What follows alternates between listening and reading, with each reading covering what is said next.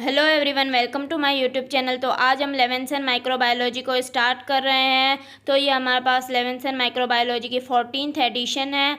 तो सबसे पहले हमारे पास माइक्रोबायोलॉजी क्या होती है। माइक्रोबायोलॉजी में हम माइक्रो ऑर्गेनिजम्स की स्टडी करते हैं। वो माइक्रो ऑर्गेनिजम्स हमारे पास यूनिसेल्यूलर होते हैं, मल्टी सेल्यूलर होते हैं और ए सेल्यूलर होते हैं। तो माइक्रोबायोलॉजी की हमारे पास डिफरेंट ब्रांचेज होती हैं, जैसे बैक्टीरियोलॉजी है, उसमें हम बैक्टीरिया की स्टडी करते हैं। वायरोलॉजी है, उसमें हम वायरसेस की स्टडी करते हैं। और माइकोलॉजी है, उसमें हम फंजाई की स्टडी करते हैं। इसके अलावा हमारे पास पैरासाइटोलॉजी है, उसमें हम पैरासाइट्स की स्टडी करते हैं। तो आज हम बेसिक बैक्टीरियोलॉजी को स्टार्ट करने वाले हैं। ये इसके 13 चैप्टर्स हैं। हम 1 बाय 1 सारे चैप्टर्स कवर करेंगे। आज हम फर्स्ट चैप्टर इसका स्टार्ट करते हैं। ये हमारे पास बेसिक बैक्टीरियोलॉजी का यूनिट है। तो ये हमारे पास इसका फर्स्ट चैप्टर है, bacteria compared with other organisms. इस चैप्टर में हमारे पास बैक्टीरिया को दूसरे ऑर्गेनिजम्स के साथ कंपेयर किया गया है। तो सबसे पहले हमारे पास टॉपिक है microbes that cause infectious diseases. वो कौन से माइक्रोब्स हैं जो इन्फेक्शियस डिजीजेस कॉज करते हैं, तो आज हम ये पढ़ेंगे। तो स्टार्ट करते हैं इस टॉपिक को। The agents of human infectious diseases belong to 5 major groups of organisms. जो हमारे पास एजेंट्स हैं ह्यूमन इन्फेक्शियस डिजीजेस के, जो ह्यूमंस में इन्फेक्शियस डिजीजेस कॉज करते हैं, वो 5 मेजर ग्रुप्स ऑफ ऑर्गेनिजम्स से बिलोंग करते हैं। तो सबसे पहले हमारे पास कौन सा ग्रुप है? बैक्टीरिया।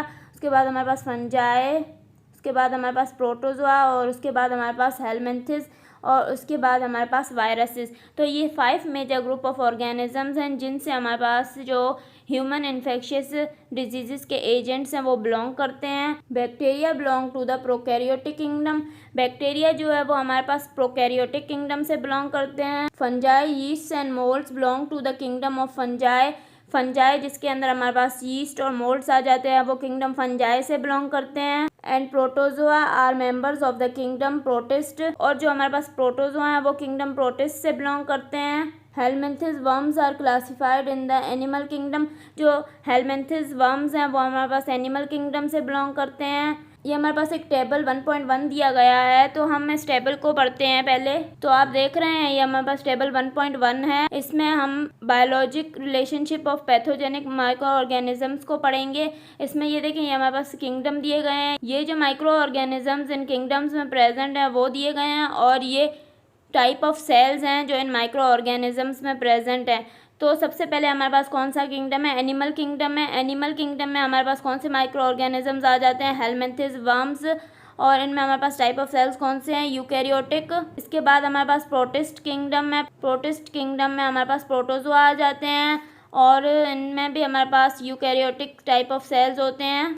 इसके बाद हमारे पास फंजाई किंगडम है। फंजाई किंगडम में हमारे पास फंजाई आ जाते हैं जिसमें यीस्ट और मोल्ड्स होते हैं, और इसमें हमारे पास टाइप ऑफ सेल्स कौन से हैं? यूकैरियोटिक हैं। इसके बाद हमारे पास प्रोकैरियोट किंगडम आ जाता है। उसमें हमारे पास कौन से होते हैं? माइक्रो ऑर्गेनिज्म, बैक्टीरिया, और उसमें हमारे पास टाइप ऑफ सेल्स कौन से होते हैं? प्रोकैरियोटिक टाइप ऑफ सेल्स होते हैं। इसके बाद हमारे पास वायरसेस आ जाते हैं। वायरसेस में कोई भी सेल नहीं होता, ये हमारे पास नॉन सेल्यूलर होते हैं।